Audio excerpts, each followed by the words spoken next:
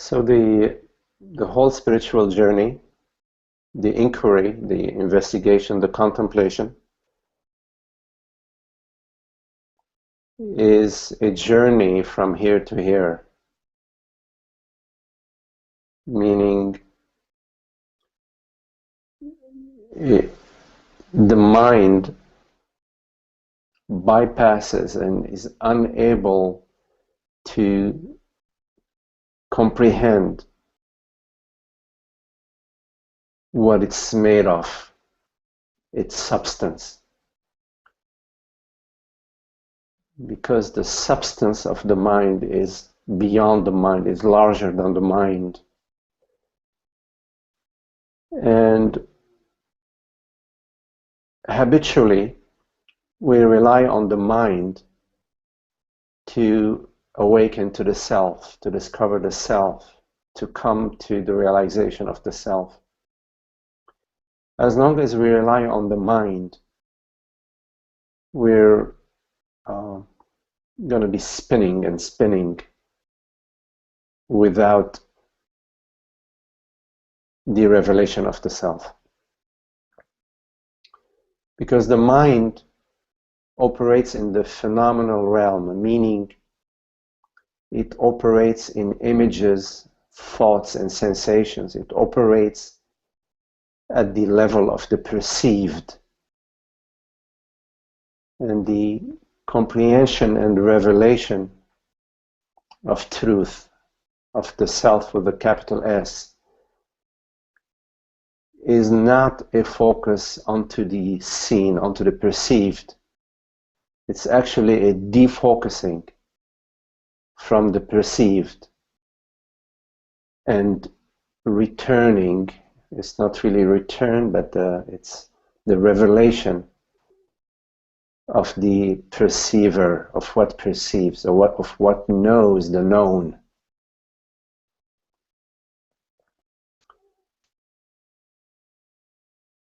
In very simple terms, you are the perceiver, you are the knower, you are the experiencer, you are the reality of all your experiences. But this you is not a body-mind form. This you is beyond the body-mind. It is you as awareness, as consciousness, as wakefulness, as presence that is the reality of all phenomenal experiences.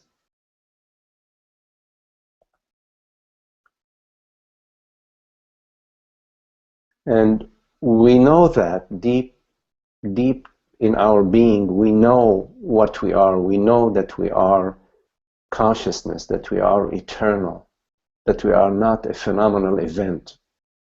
We know that we do not exist, that we are not in time and space. We know that we are beyond the comings and goings of the mind. But at the mind level, there is a forgetfulness. A forgetfulness that we are untouched, that we are unmoved, that we are not in the phenomenal realm, that we are in a realm that is beyond the phenomenal realm, that dreams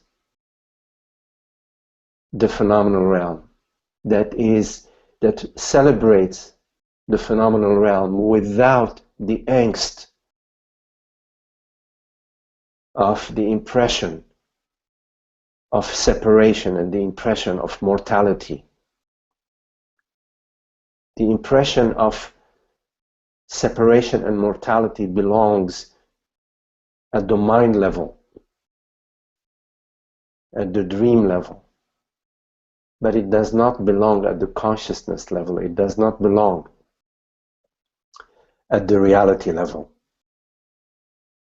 So the spiritual inquiry is a process of waking up, is a journey of waking up from the impression of being a body-mind, of being a limited consciousness, to the realization that I am borderless presence, universal presence, the same aware presence that perceives all perceptions through all body-mind instruments. The one reality that is not divided. There is no division to what you truly are. And the revelation of this so obvious fact, the revelation of truth, is the experience of freedom, bliss, joy, happiness. A deep, unperturbed peace.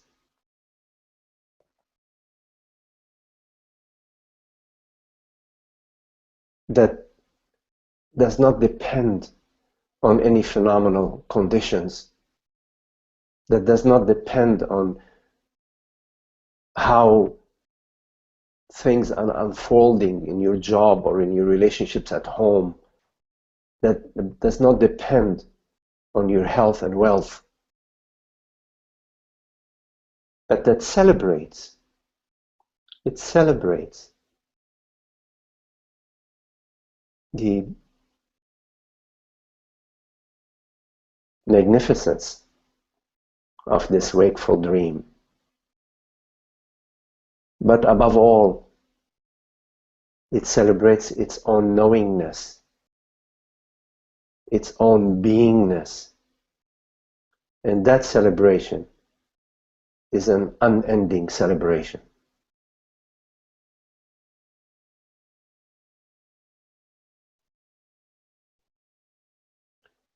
What starts your journey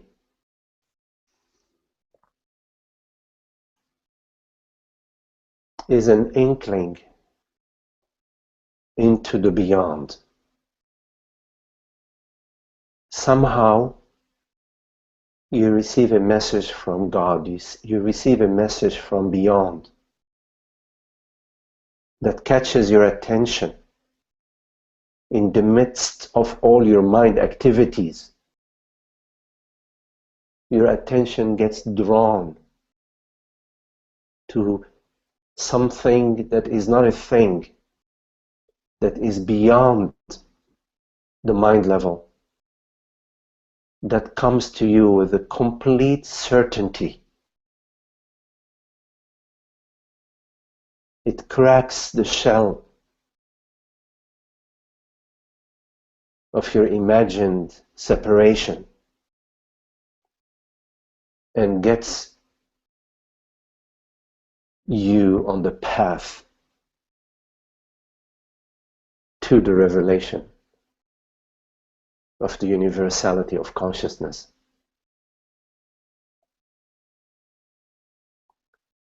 You would not be here listening right now to these words if you had not had this message, if you had not received this message. So we are here together as friends to share and explore the navigation of our way from the impression of limitation and suffering, from the impression of separation and ignorance, to the peace and joy and happiness that is God-given gift to all of us.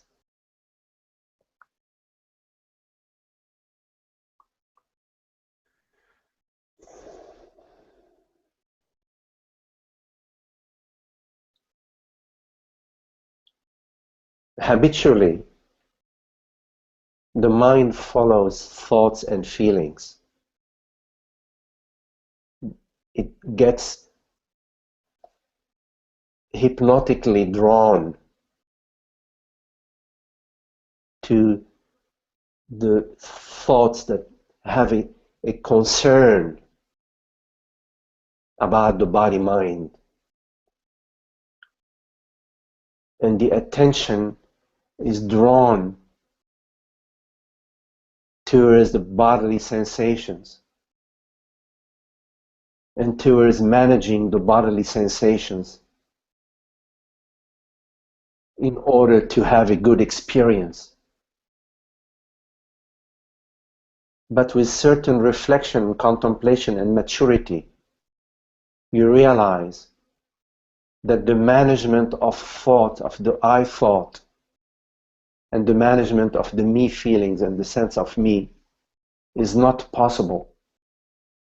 Because at the core of these I thoughts, these me concerns, at the core of the feeling of contraction, limitation, and sense of lack, there is a great lie, a great hoax.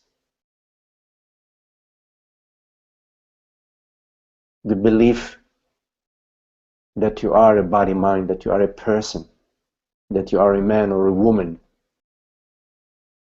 that consciousness is limited to a body-mind, is the great lie, is the capital sin at the mind level.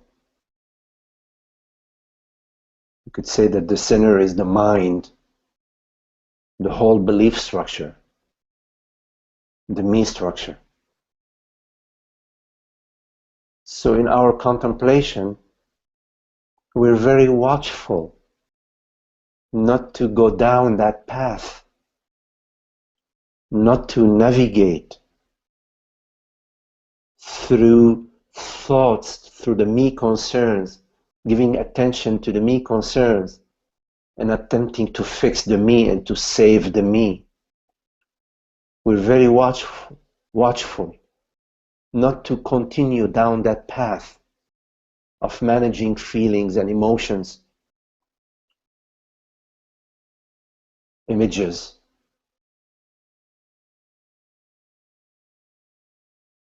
And we rather come to stillness, because it is from stillness, as stillness and in stillness,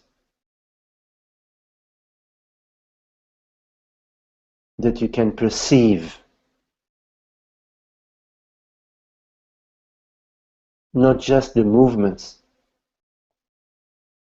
of the mind like a witness, but also you can perceive the inner tranquility. There are a lot of practices that encourage the body-mind to be still and to be quiet. I am not encouraging or discouraging any such practices. I'm just mentioning that there are various ways in which to come to rest. But what matters above all is that you look very closely, that you examine very closely the belief structure by relying on your experience, directly on your experience. The belief that separation is real, that I am here and the world is out there. To contemplate that experience and ask yourself whether indeed in your experience, not in your belief system, but in your experience, is there anything that is actually outside of you?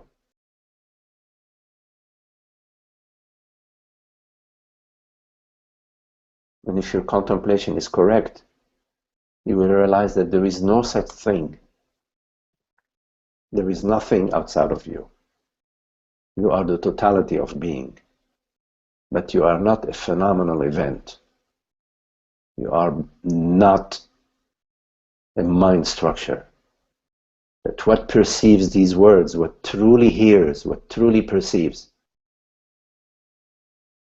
is not limited or defined or described or understood by what is perceived. It is the understander of perception, but not understood via perceptions.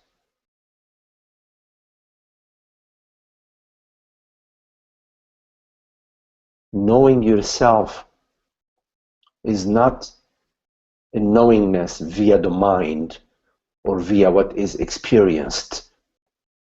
It is a direct knowingness. There is a direct path from you to you.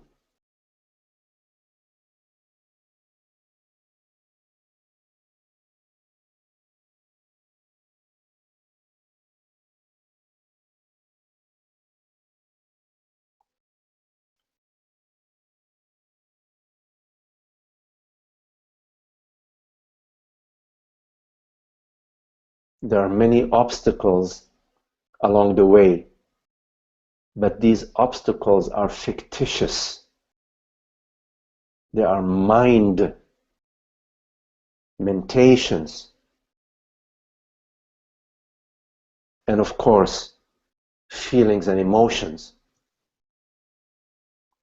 But mentations and feelings and emotions are not real blocks to the revelation of the truth of what you are. You can dream any dream you want.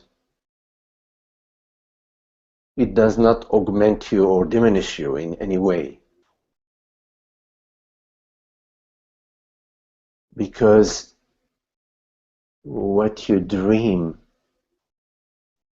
is subject to you, the dreamer. But you, the dreamer, are not subject to what you dream.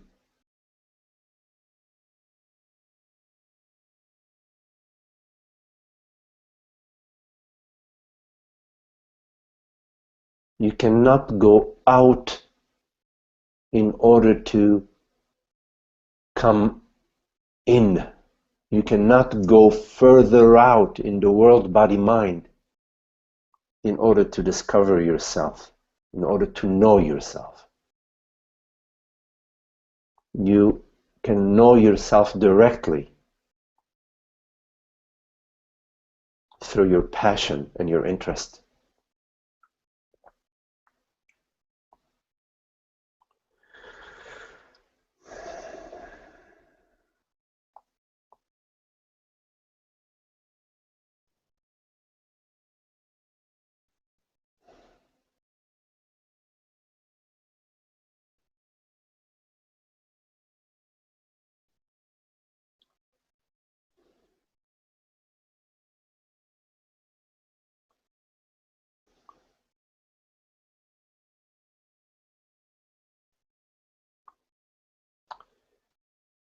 So if there are any questions, anything that you would like to explore,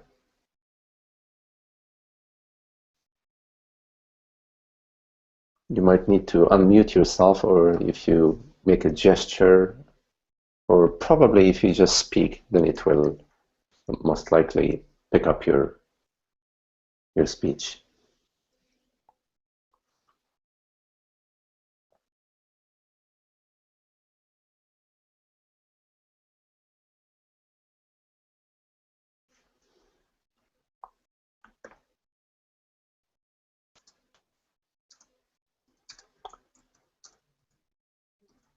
Do you all hear me well? Yes, okay, good, good. I guess we all have access to the chat box. So there is a question that, or maybe a note or a comment that Ananda wrote. practices which attempt to bring quiet involve us with the body-mind in their very practice. Yes, Isaac. Practices which attempt to bring quiet involve us with the body-mind in their very practice. Yes, Ananda, you know, there is a practice, sometimes a practice comes out from your passion. It's like, you know, you really love music, and you put in hours and hours of learning various, well, if you have an instrument that you love, and spending hours and hours practicing, refining, the notes and your technique, and also the how to best express, with the instrument what's really in your heart. So in such cases, although one could say that yes, you are practicing, in fact there isn't like really you, it's just love. So in cases where there is this sort of passion, it's very beautiful. But also, like, sometimes we sort of are interested. Maybe we don't have yet the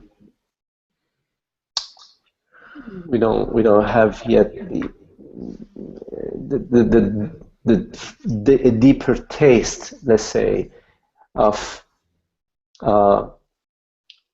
what we love, but we have an interest, and so we seek some guidance, and we dabble in various practices. Even in such cases, there is an interest. There isn't like one set sort of level of interest, but it ripens, it changes, and it shifts.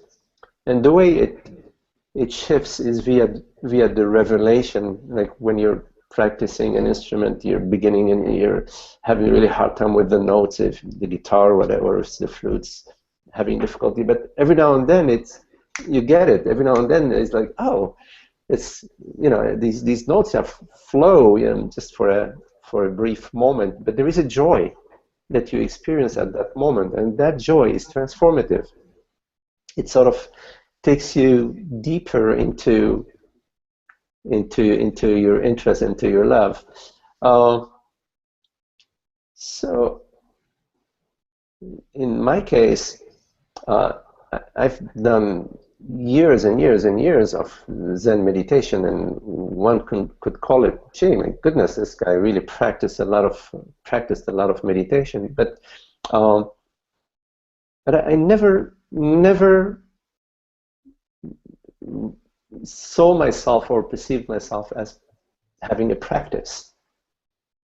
So I was in love. I was in love with stillness, with sitting. I don't know what I was looking for. I had no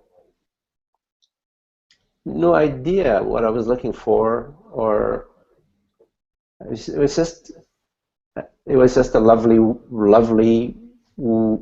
way of being, and so I did that. Yeah. So, but it's repetitive practice. This a certain practice that is simply fueled by a certain idea that if I do this, I will get that, is the slow way of going at it.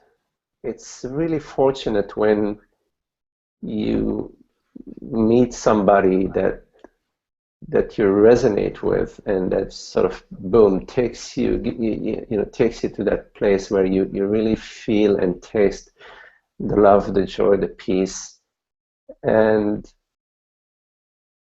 it's not, you're never experiencing it out there in somebody else. You're experiencing it beyond duality. Of course, the mind then comes back and says, "Oh, wow, this is a great person. This person will give me this and that, and get me, all, get me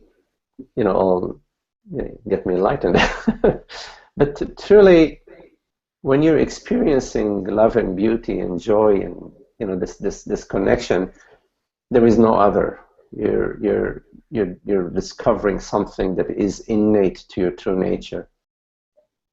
And at some point in time, you start to get it. That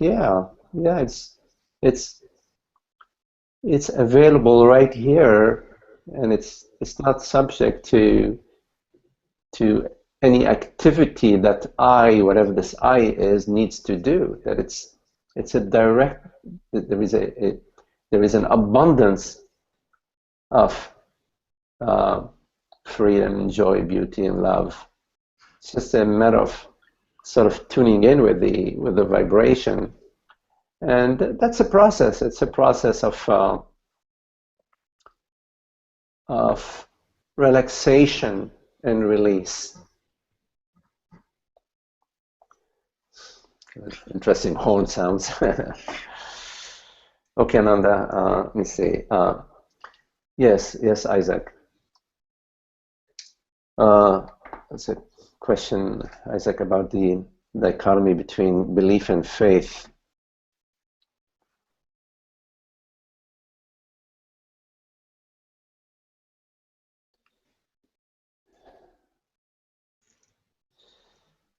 So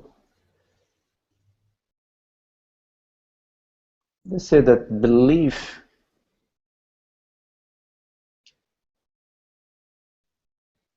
serves the person, the imagined person.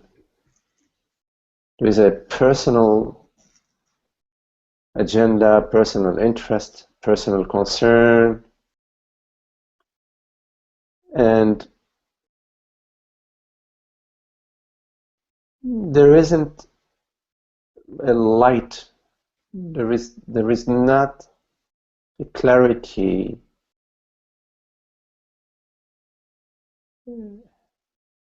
And yet there is an interest in something beyond the person. And the interest is always an interest in happiness, an interest in freedom and beauty and love.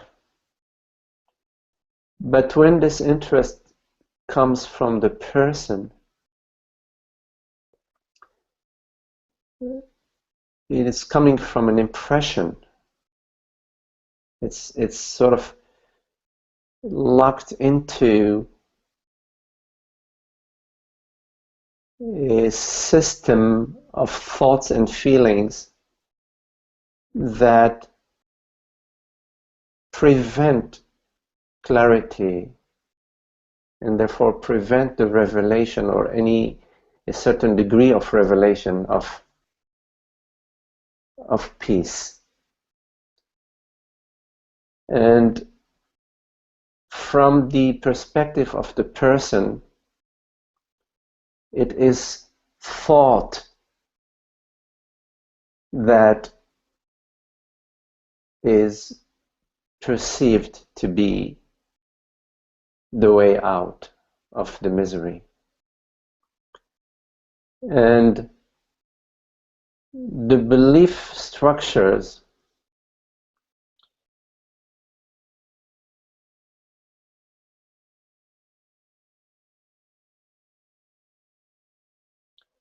they always maintain the person.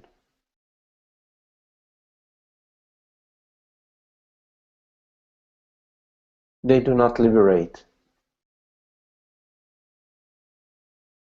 They're at the mind level, at the ignorance level, at the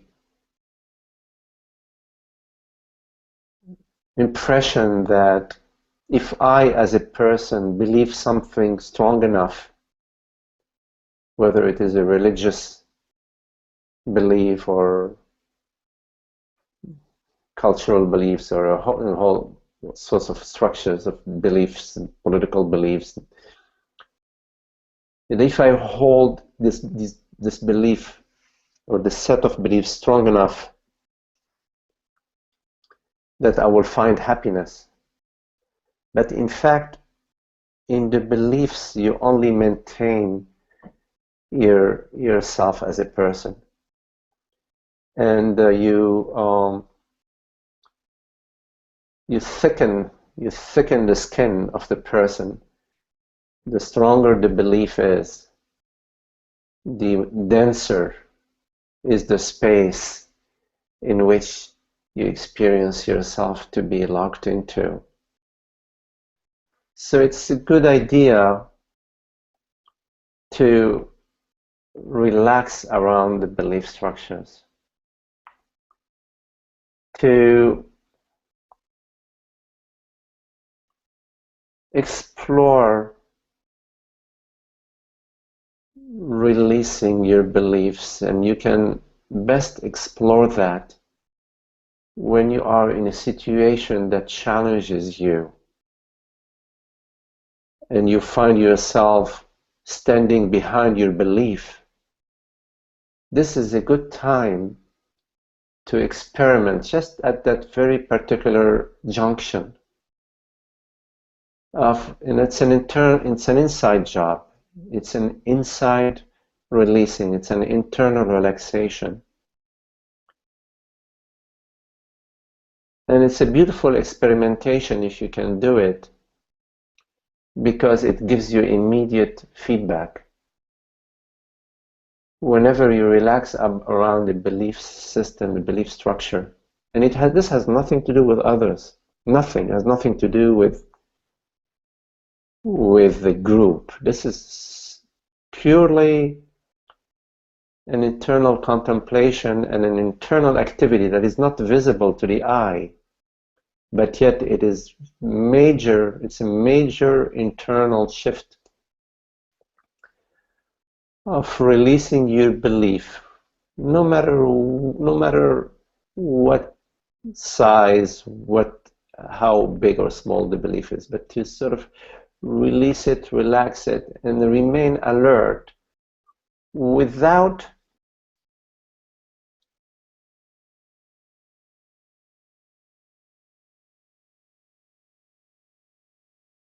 maintaining your intelligence, trusting your intelligence,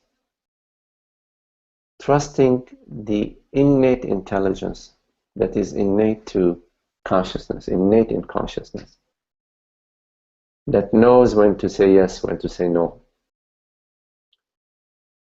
Now, faith, on the other hand, is inspired by an actual experience. You can trust your experience no matter how many people around you doubt it. You trust it because you know it. You're very, very intimate with your experience. And although you may have some doubts about your experience, there is still a certain degree of certainty.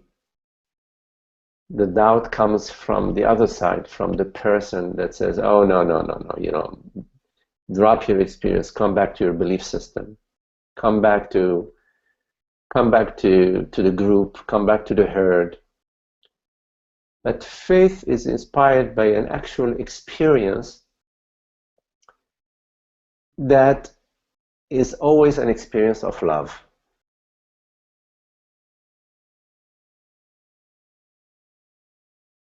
And beauty and peace. Now, there are various degrees of let's say intensity and breadth of experience. Sometimes it's just a small glimpse, but sometimes it's more than that. It goes much deeper. You know how there are certain sages they speak with such confidence, complete confidence. One could say, my goodness, they have so much faith, but it goes even beyond faith. Because when your experience is so total and so complete and so clear, you transcend the mind completely. Now, of course, and I'm digressing here a little bit, the ultimate faith is faith in that does not waver, in that does not come and go. So ultimately, the ultimate faith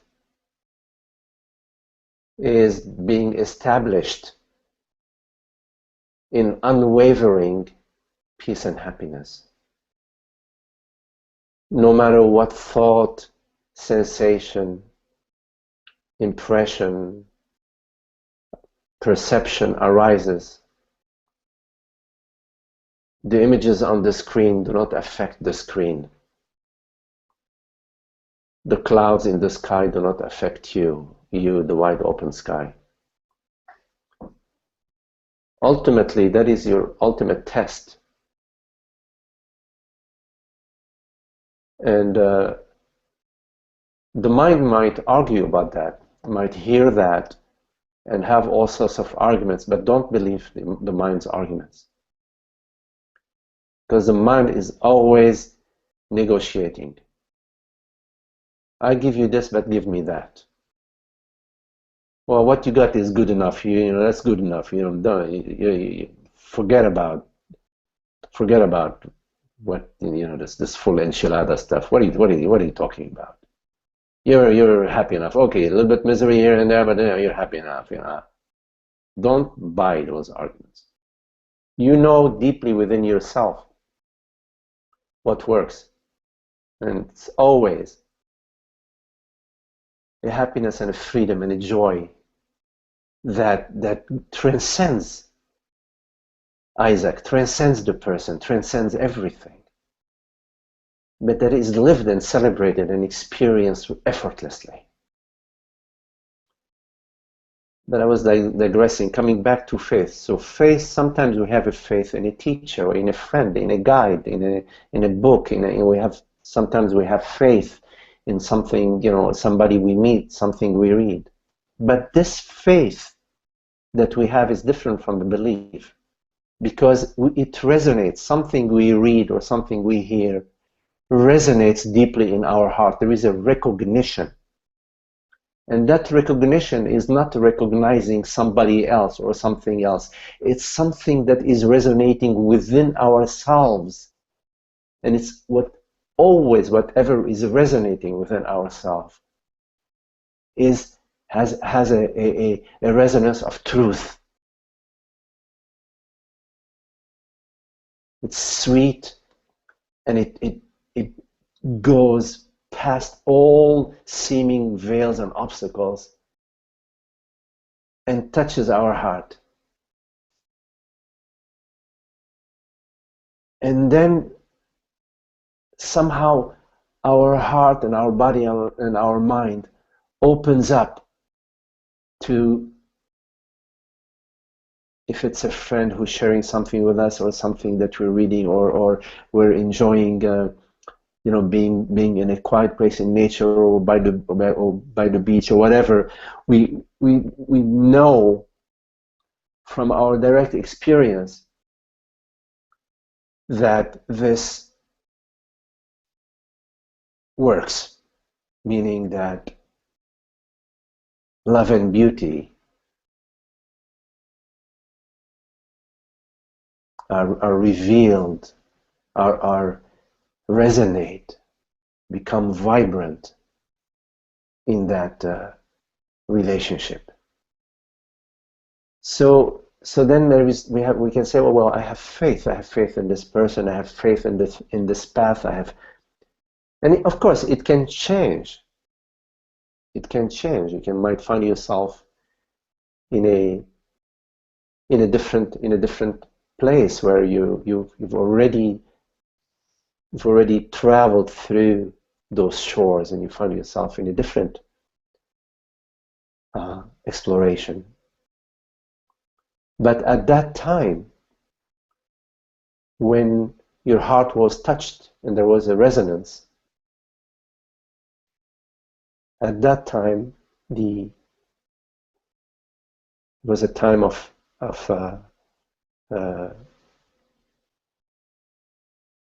where faith was, we can use the term faith as being the recognition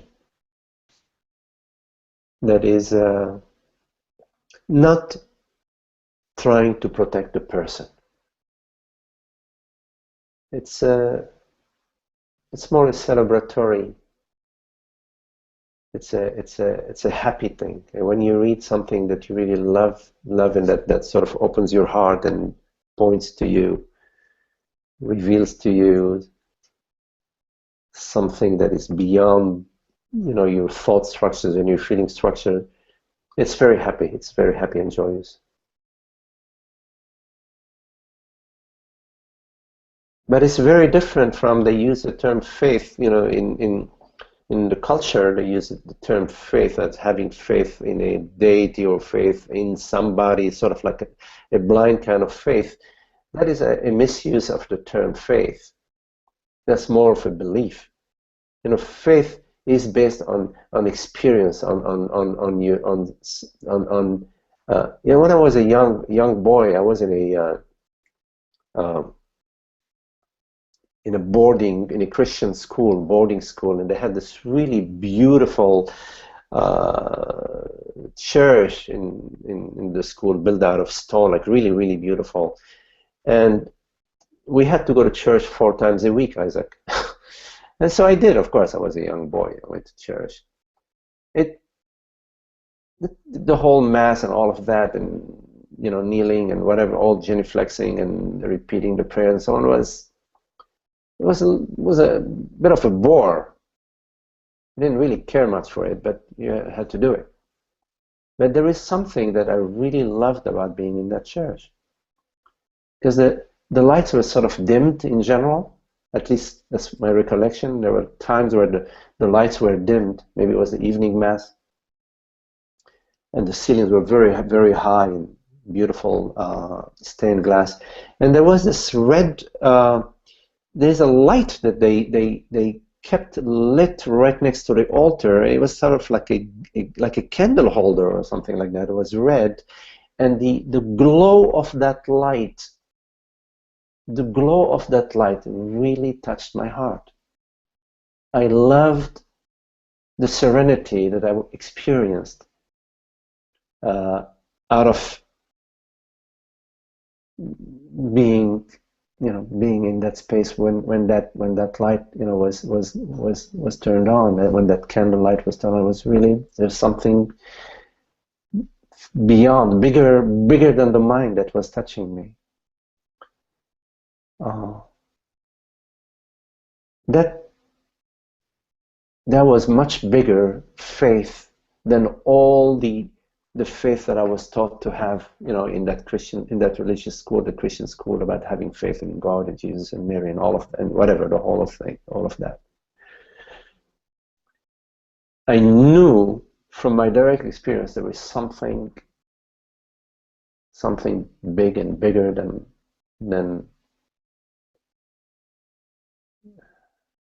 and very beautiful. There was something very, very beautiful. Anyways, thank you for your question, Isaac, and it's nice to see you. Very lovely to see you. Yeah. Paula, hello, Paula.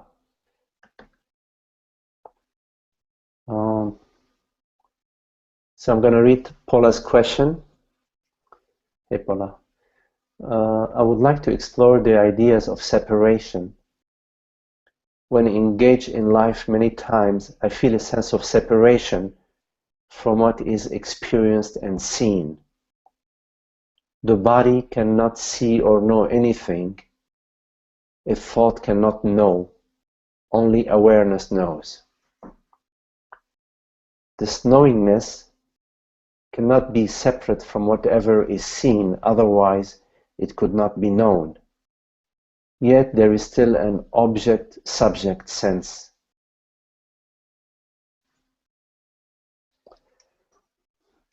Yes, Paula.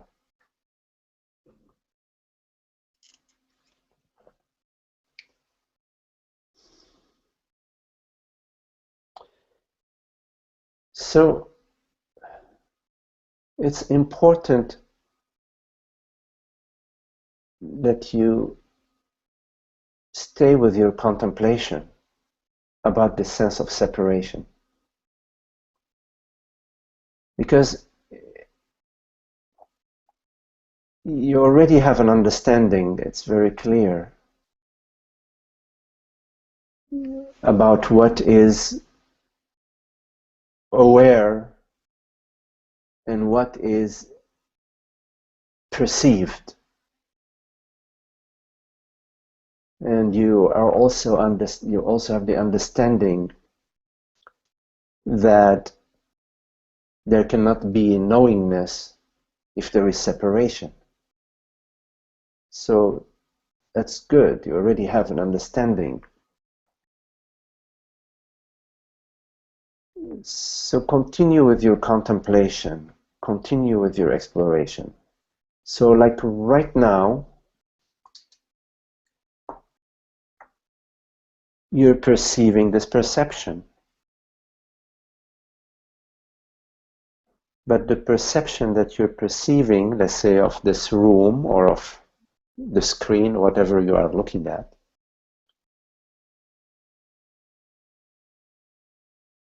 one level, the mind would say, well, I am perceiving the screen is out there, and I am here.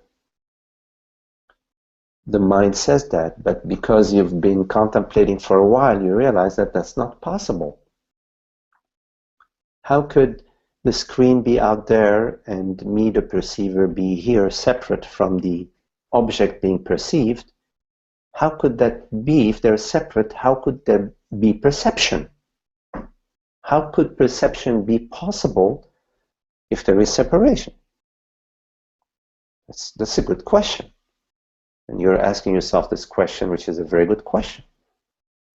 But you have to take the question deeper into your experience. You have to go directly to your experience of perceiving. And notice that you are perceiving your perception.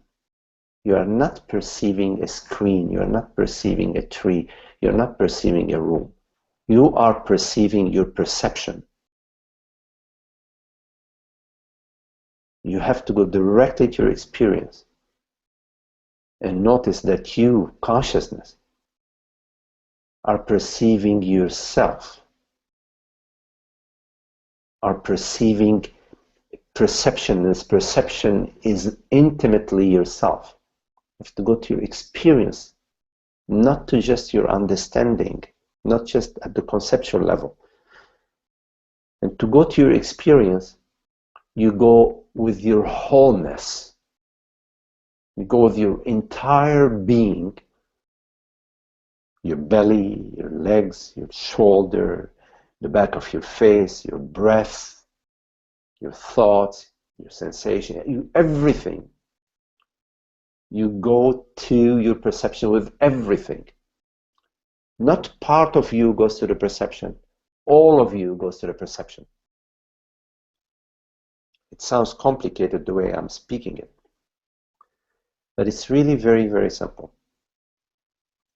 You relax your entire body-mind.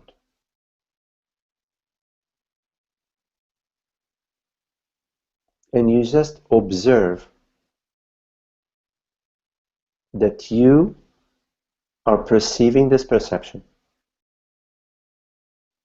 The mind can call this perception a screen, a room, a light, a tree, a bird. But your direct experience is what matters. Your direct experience is wordless, no words.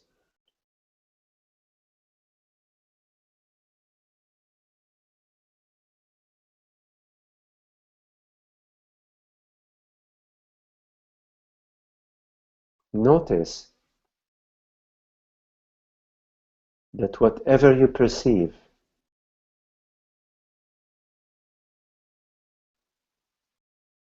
is intimately your perception. And your perception is yourself. Ask yourself, where is my perception? Do it right now. Ask yourself, where is my perception?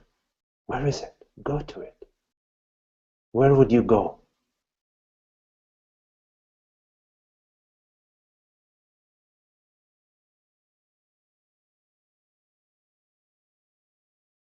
Nowhere. You would go nowhere.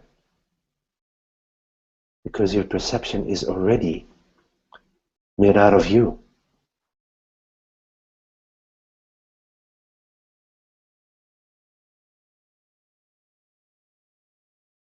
It doesn't matter if your perception is via the senses, meaning visual or auditory or sensory. It could be a thought.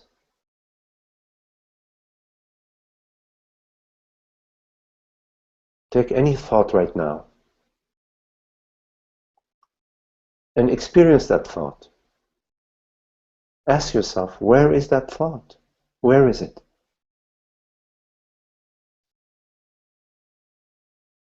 Where does it start? Where does it end? How thick is it? How deep is it? Ask yourself these questions. Where is that thought? Go. Don't just ask conceptual questions. You have to ask these questions with your experience, with a deep interest, a deep curiosity, like wanting to sort of touch the thought, feel the thought, eat the thought, breathe the thought. Not just thinking about these questions. Take any thought right now. Where is it? Is it apart from yourself? Is it 2 inches away from you? Is it 5 inches behind you?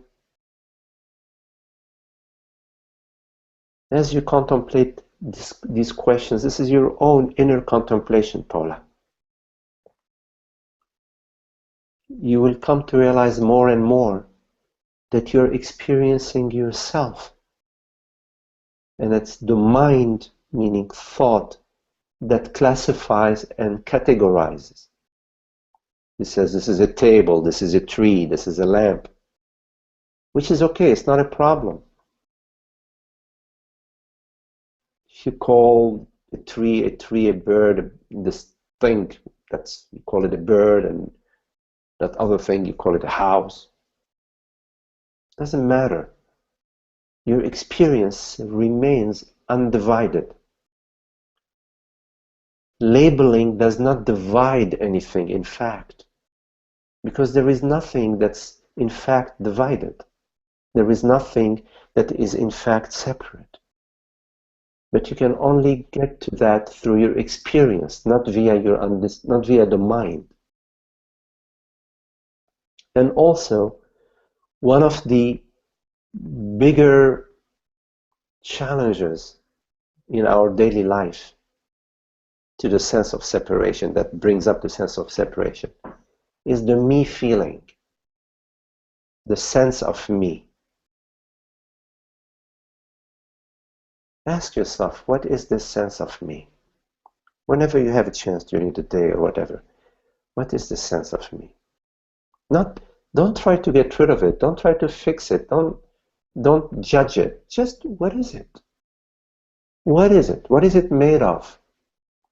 And where is it? What part of my body is it in? Is it more in my belly? Is it more in my chest? Is it more in my back? Just be curious, be interested. Explore, but explore without a personal intention, just out of interest and curiosity. Because revelation will come to you out of your innocent, childlike interest, not out of your mission, the mission to be whole and complete. You already are whole and complete. There is no actual separation. So be very sweet and very gentle, but curious and interested. Explore this at the body level, the sense of separation, without putting a lid on it. In your exploration, no lids. Keep your exploration open, an open interest. Remain openly interested, no matter where it goes, because you're not trying to go anywhere. It's really important that you don't try to go anywhere, because it's only the impression that I'm a separate person that nourishes this idea that I need to go somewhere, I need to achieve something, I need to fix something. Let that be. Leave it alone. Remain just with an open interest. And at the feeling level, be very curious and interested in how the sense of me, how the sense of separation that you mentioned expresses itself. And notice that the sense of separation is like the weather. It happens openly in the space of awareness. Because if there isn't the space of awareness, you wouldn't even be talking about the sense of separation, because you wouldn't experience it. It is through awareness that you experience a sense of separation. So let that sense of separation arise, be interested in it, and notice how it arises openly in the space of awareness. And then, why not be interested in the space of awareness as well? Rather than just being interested in the sense of separation, be also interested in the open space of awareness. That's very beautiful. The open space of awareness is peace and happiness. It requires no efforts. It's right there. So you can celebrate that. Celebrate the open space of awareness, effortless space of awareness. It's there, right now, hearing these words. It's very beautiful. Rather than being so concerned about the sense of separation, just notice it, welcome it, and notice the open space of awareness as well. And in time, your interest in the space of awareness, in the openness of awareness, presence, consciousness, will become more interesting than the sense of separation. Because it's sweeter, it's lovely, it's where the love is, it's where the beauty is, it's where the happiness is.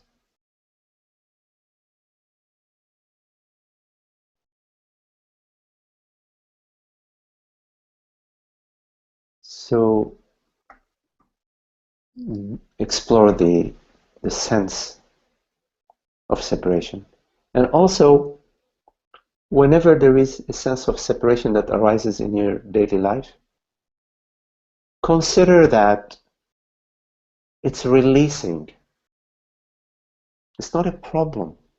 It's releasing. It's arising in order to release.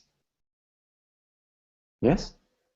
So invite it to the celebration and the release. Okay, Paula, thank you for your question. Beautiful.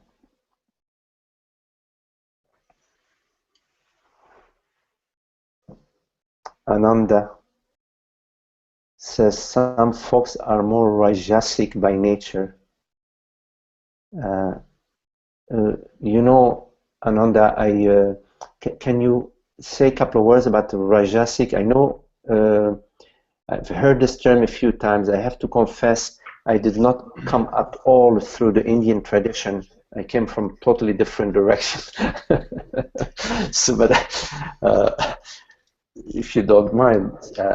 Sure. Thank you. Yes. I was just trying to remember how to turn my picture back on, but right now I can't remember. So. Oh, okay. Up on the screen, if you move your cursor. Oh, there it is. Yeah, there's a camera. A camera. Okay. Okay, here you are. Yes. Basically, the things that you suggest are very sattvic, very pure in a way, very gentle. Like above there, I put sweetness, gentility, and love of peace. Yes. Right. Okay. I see. Okay. That's sattvic, right? Sattvic. I just wonder. Oh my gosh! And I feel like this is an awfully. It's a little bit theoretical, but on the other hand, I have people I'm intimately involved with who sometimes have this other nature, which is more fiery. Yeah. Action-oriented. Yeah. Maybe myself too. and myself too. So how it seems almost like that it can be a. This is very similar to my first question. Really, that could be a distraction from settling. Yeah. A settling to this subtle place. And these subtle perceptions that you're talking about. You know, Ananda, you follow what resonates for you. It doesn't matter, you know, what form it takes, because what resonates is beyond the form. What the resonance is coming from beyond the form. But you can follow any form that resonates for you. Your path is going to take you to beyond the mind. It's going to take you to the source. Yes. And the source is one, really. So whether you navigate choppy waters to it, or whether you're navigating a very gentle flowing river, in both cases, in all cases, the path, or let's say the path is not to somewhere, it is to here. It is to beingness. You see, the path is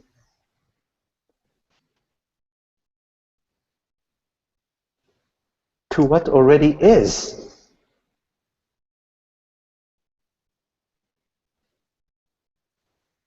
Yes? It is not a path towards somewhere else, towards something else.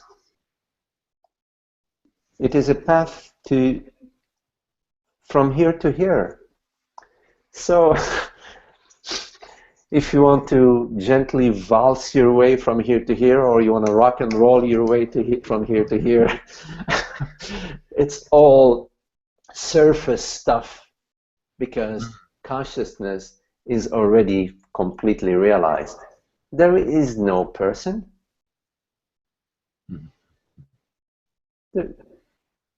If you dream that you are a dove, or you dream that you're an eagle, you are neither.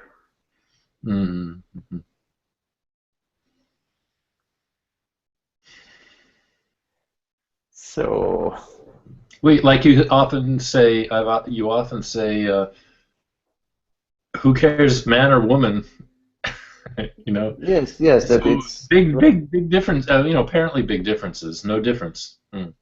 Well, at the consciousness level, there are no differences, and meaning at the reality level, there are no differences, and there is only one reality, Ananda.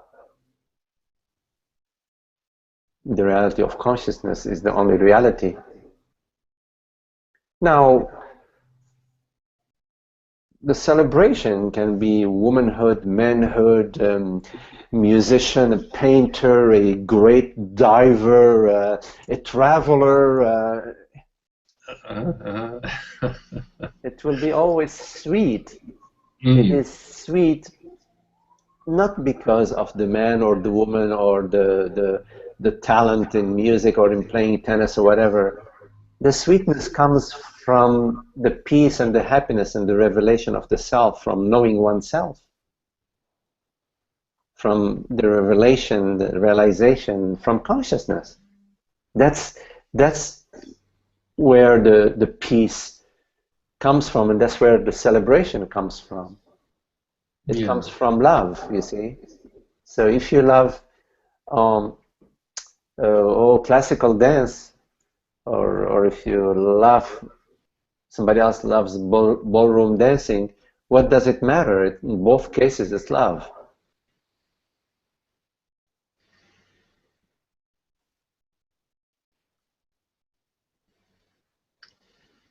But the party pooper is when I'm trying to impress you as a person.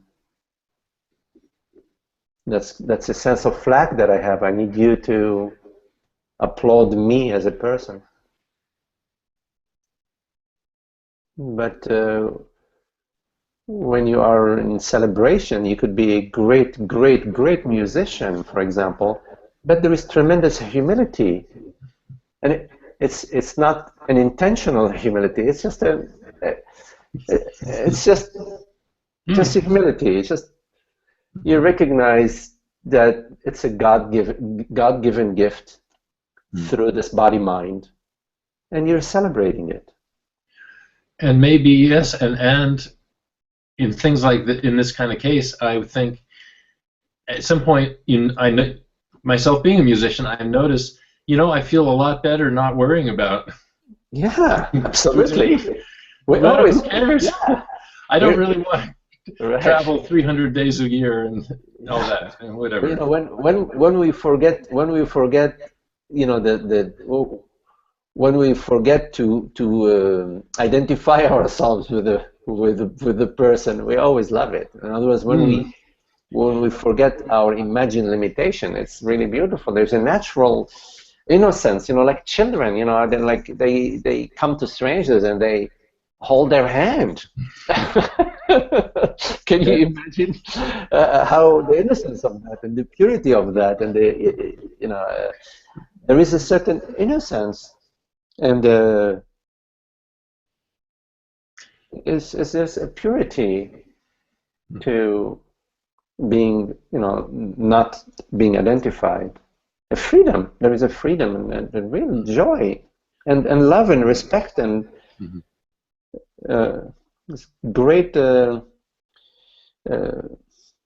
sense of compassion and empathy when you're not identified. There is. It's an embracing way of being when it's effortless. You're not trying to do anything. All the concerns come from the impression that I'm a limited consciousness. This brings another point. I don't want to take too much. I mean, whatever. This is another point that sometimes I'm walking in the woods, or I'm in my quiet apartment, realizing this is a perfect meditation retreat if I want it to be, and then I think something in there still goes, well, when you really get almost like the whole body-mind possibility of meeting people, being in the world, all that, is it lurking? It's lurking. Is lurking? Yes. Is lurking. It's right in the background, and it seems like it's hard for me to let that dissipate fully, so that so that contemplation comes to its real core, to its real conclusion. Yeah, yeah. Well, we are social animals, and we love being with people, hanging out with people, and To a certain extent, there is that's one of the ways in which we get nourishment, at the body-mind level. So you don't need to, in order to be spiritual, exclude yourself, exclude the social aspect out of your life. I mean, you don't exclude eating, food, shelter, and clothing. And social needs are part of the mix. But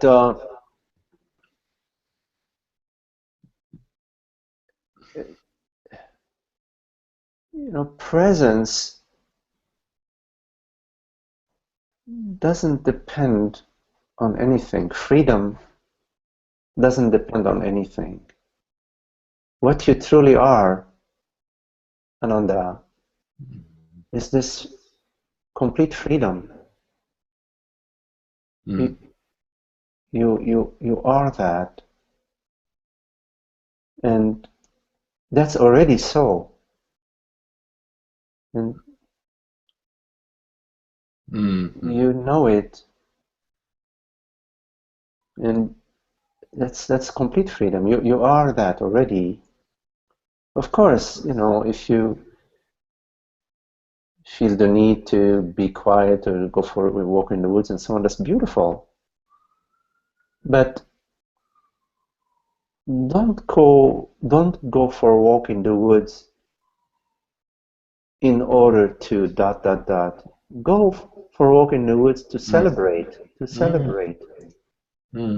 freedom and the love that you already are.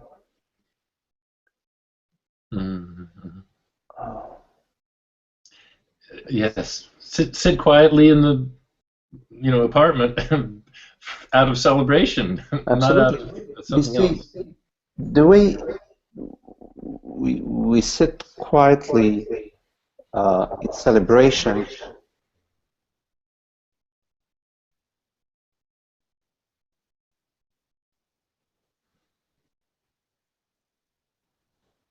is when there is no me and no apartment and no sitting and no quiet and there is none of that.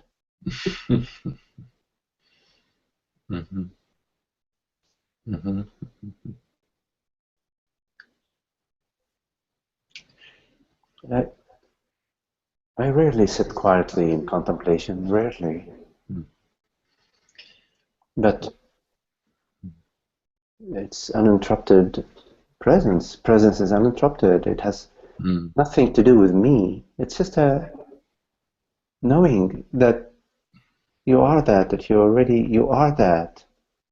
And it's okay for the body-mind to still be slightly on the roller coaster, slightly. But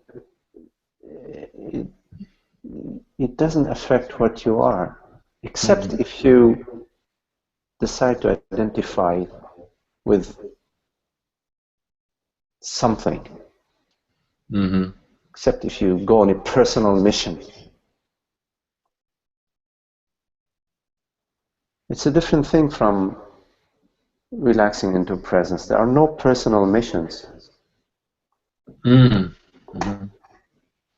I see, including a personal attainment of it, of anything. Yes. So this is so cool. This is what satsang is now. I see. It has nothing to do with your body, my body. Really, I mean, it's a something.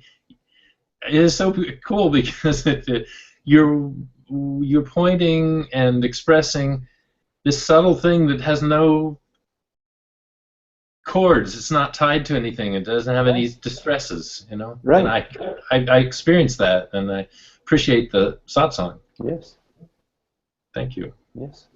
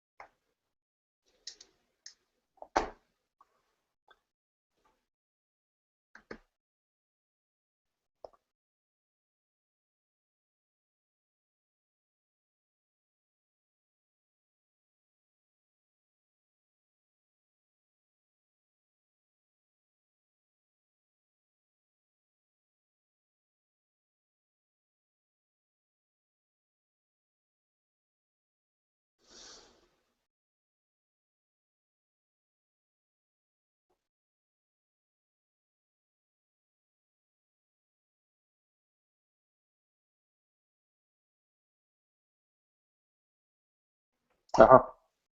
Yes. Hmm.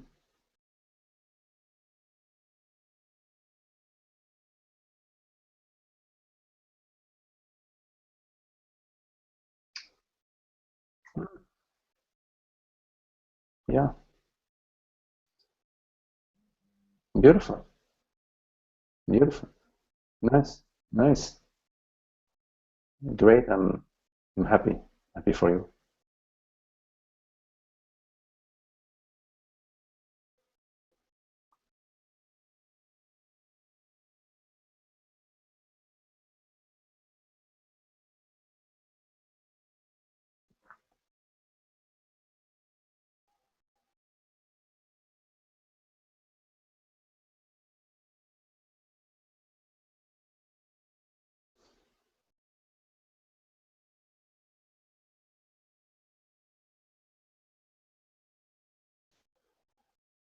Any questions?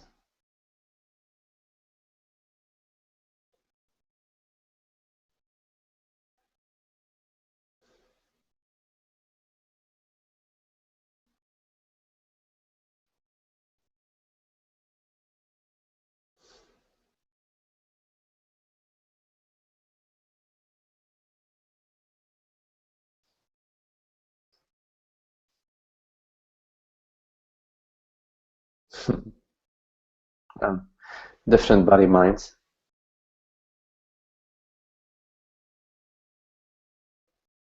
That does not mean different consciousness.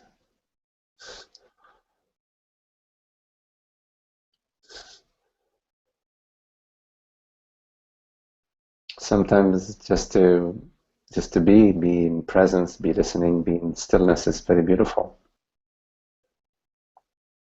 Oftentimes. But yes, it's important if there is a question to sort of look at it, and it's a good space in satsang to explore. But it's all okay. The the teaching, if normal like user teaching, the love is shared.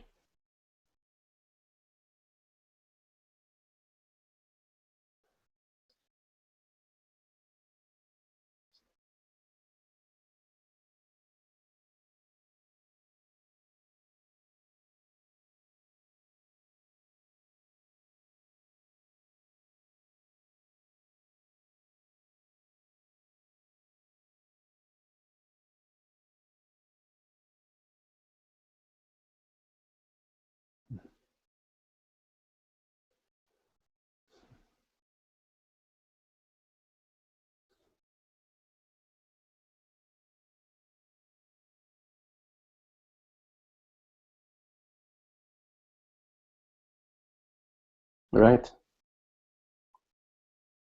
Mhm.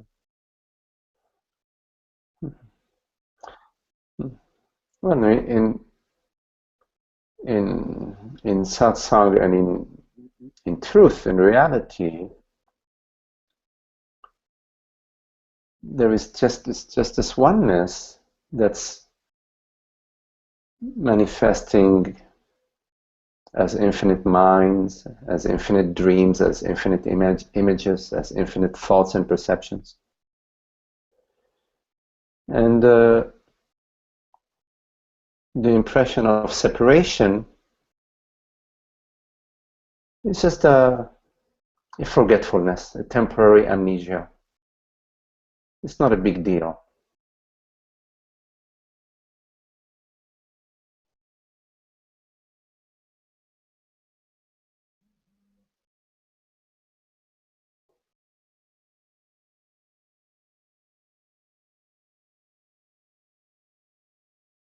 Then at some point,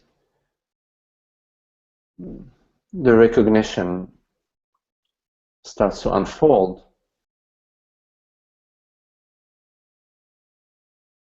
and we recognize the wholeness of being, that I am, and that is not a person,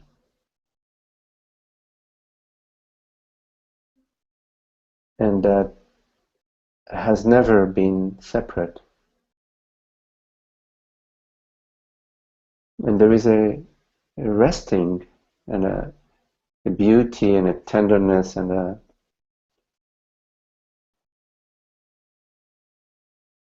love. It's love. Love that's beyond the mind. But that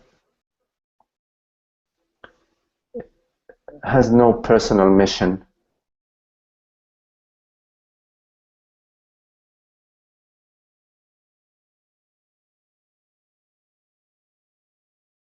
It's very beautiful. And it doesn't belong to anyone. There is no borders to it. It's complete availability.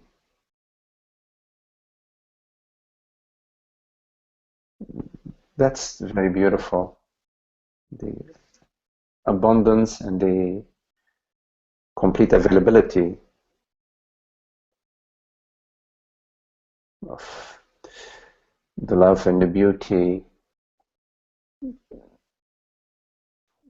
that you don't have to work to get, or it's none of that is on the screen.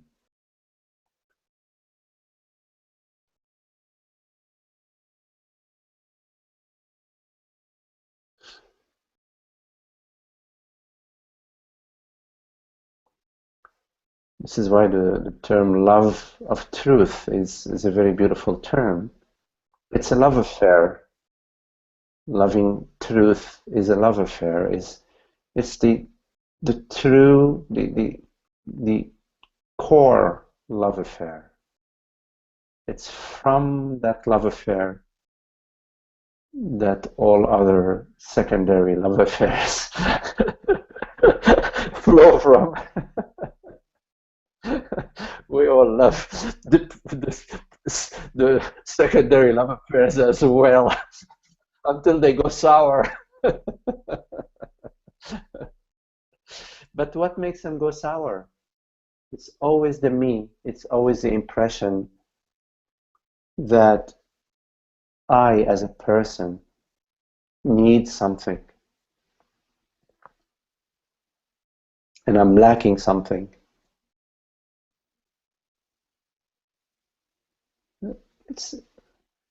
So we contemplate, as Gonzalo said, we inquire, we experiment, we're interested. And this interest in truth is a core interest.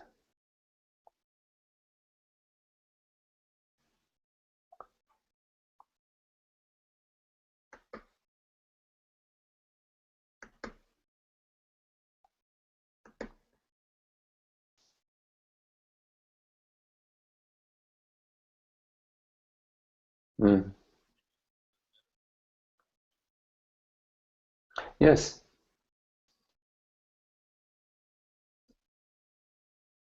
Mm. Mhm.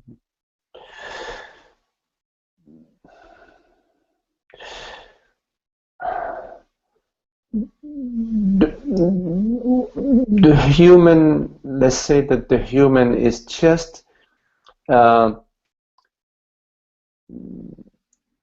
just a small aspect, let's say, of what we are.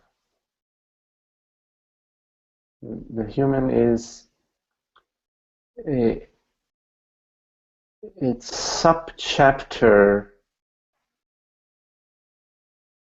in the vast encyclopedic, um, voluminous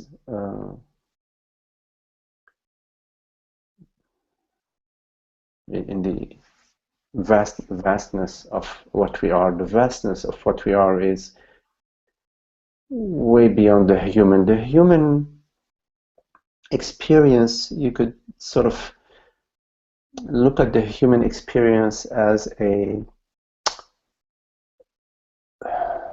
raft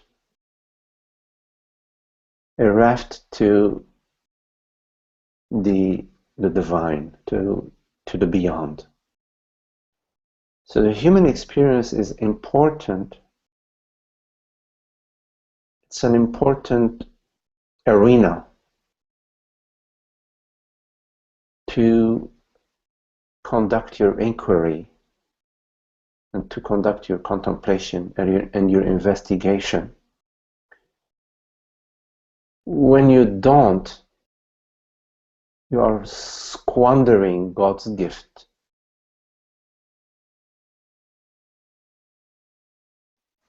But the human experience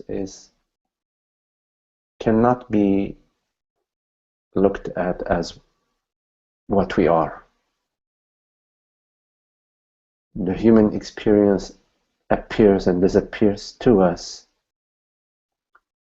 only to refer to our eternity, to our majesty and eternity. The temporal refers to the eternal, because it is the eternal that knows the temporal. It is the non-phenomenal that knows the phenomenal. The phenomenal only reflects the light of the non-phenomenal and refers to the non-phenomenal, the noumenal.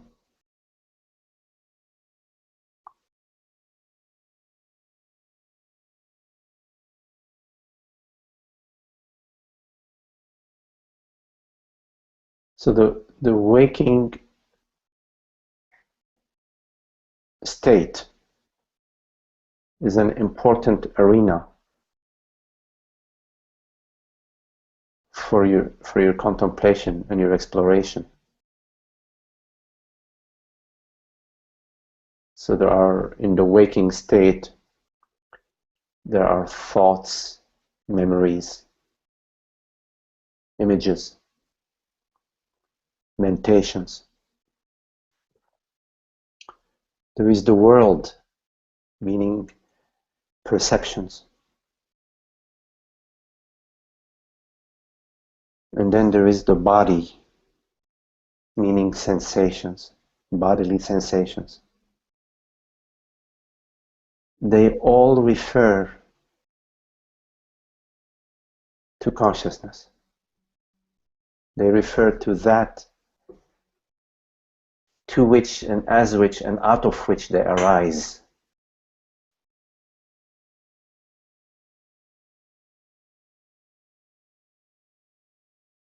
And the unhappiness of identification is a gift from God, because it is such an unbearable unhappiness that you cannot avoid sooner or later turning your attention in the other direction.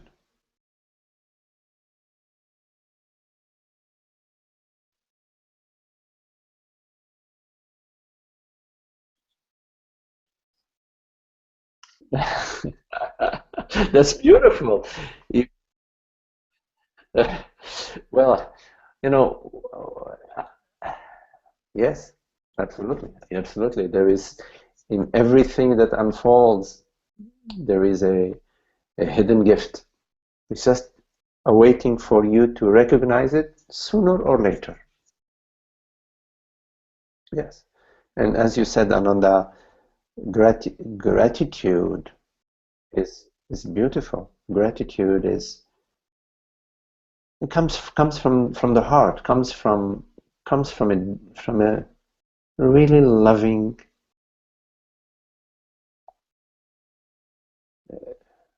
it's a really beautiful quality, and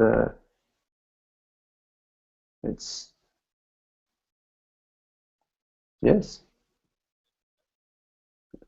yes, absolutely, absolutely. No, at the same time, you know, one of the qualities of consciousness is intelligence and wisdom. So you don't put, you don't put your hand in the fire, you know, what makes no sense. You don't continue on a relationship where you've tried everything and it's just not syncing, you know, it makes no sense. It's not syncing meaning S-Y-N-C. It's not in sync.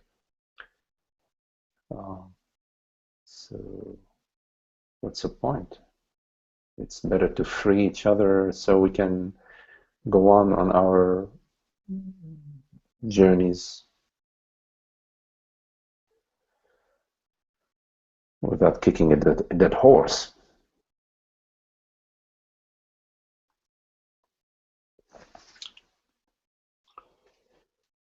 Okay. So, you know, thank you very much for all of you. Very lovely to be with you, and so beautiful. We'll see you next week. Okay, beautiful. Good night, everybody. Thank you for your questions. Thank you.